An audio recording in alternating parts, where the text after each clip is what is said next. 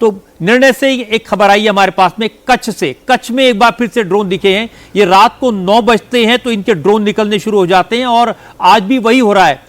Air red के siren बजाए गए हैं। निर्णय, क्या खबर है आपके पास?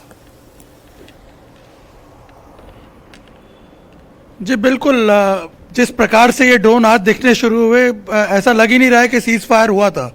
जो पैटर्न देख रहे हैं पिछले 3 दिनों से, इसी तरह से आज भी इंटरेस्टिंगली अगर आप देखें तो आज पूरा कच्छ बॉर्डर एक तरह से कवर कर लिया। पहले खबर हमारे पास आई कि हरामी नाला के पास एक ड्रोन साइट किया गया है।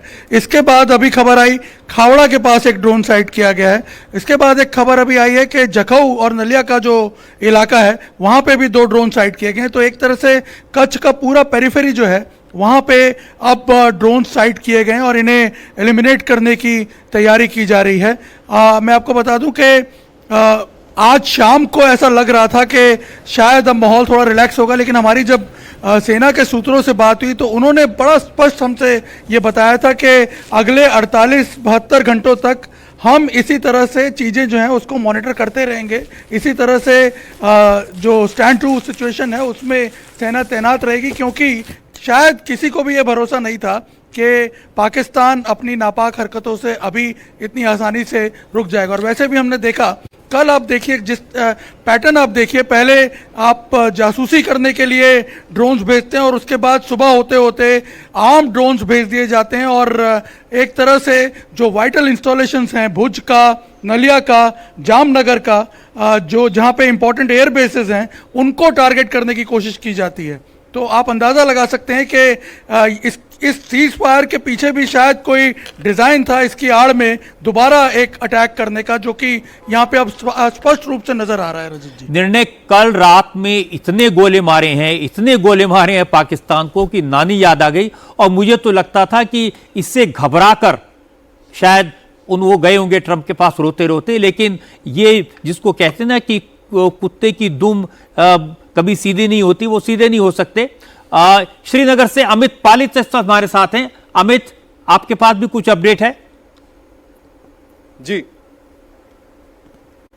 सर, मैं आपको बताना चाहता हूं रजत जी, 9:07 पर हमारे सामने हमने ड्रोन को यहां पर ठीक डल के ऊपर फ्लाई करते हुए देखा था, जिसके बाद एंटी ड्रोन गन के जरिए, एंटी ड्रोन सिस्टम के जरिए उनके ऊपर फायर किया गया, जिसकी तस्वीरें भी हमने भेजी है। बहुत जल्द आप देख पाएंगे उसको और दर्शक भी देख पाएंगे। और ये बहुत हैरानी की बात है कि एक तरफ जब पाकिस्तान सीज फायर की बात करता है, उसके बाद यहां पर जितने लोगों से हमारी बात हुई थी सब लोग बहुत ज्यादा आश्वस्त थे कि अब शायद कोई जो जंग होने नहीं जा रही है।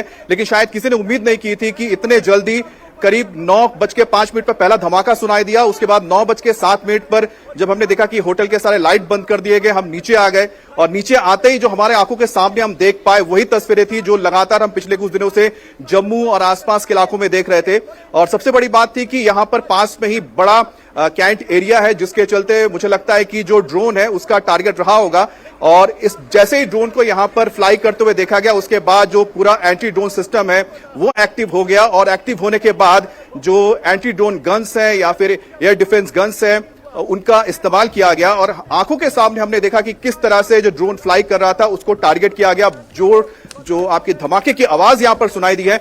बहरहाल अभी जो आसपास का जो पूरा इलाका है यहां पर पूरी तरह से ब्लैकआउट कर दिया गया है और पूरा जो डल का इलाका था जहां पर हाउस बोट्स होते हैं, आमतौर पे यहां पर लोग घूमते हैं, वो पूरी तरह से यहां पर आप देख सकते हैं पीछे पूरा अंधेरा है और जो यहां पर मौजूद है जो हाउस बोट्स है या दुकानें पूरी तरह से यहां पर ब्लैकआउट अब हो चुका है और सबकी निगाहें इस वक्त आसमान पे ही है, क्योंकि लगातार यहां पर जो ड्रोन्स है उनके होने की जो खबर आ रही थी वो आखिरकार सच साबित हुई। क्योंकि आज सुबह भी यह खबर आई थी कि एक ड्रोन को देखा गया था करीब सुबह 5:30 बजे 6 बजे के बीच में और उसे मार गिरा गया था एंटी ड्रोन सिस्टम के जरिए, एंटी ड्रोन गन के जरिए। लेकिन इस वक्त एक बार फिर से जो ड्रोन्स के यहां पर देखे जाने की बात सामने निकल कर आई थी। पठानकोट से भी यही खबर आई है, पठानकोट में पहले की कई ड्रोन देखे गए हैं और पठानकोट और गुरदासपुर में धमाकों की आवाज तो नहीं सुनाई दी है, लेकिन आसमान में ड्रोन देखे जाने के बाद में पठानकोट और गुरदासपुर में ब्लैकआउट कर दिया गया है और श्रीनगर में अब तक 7 से 8 धमाके सुनाई दिए हैं।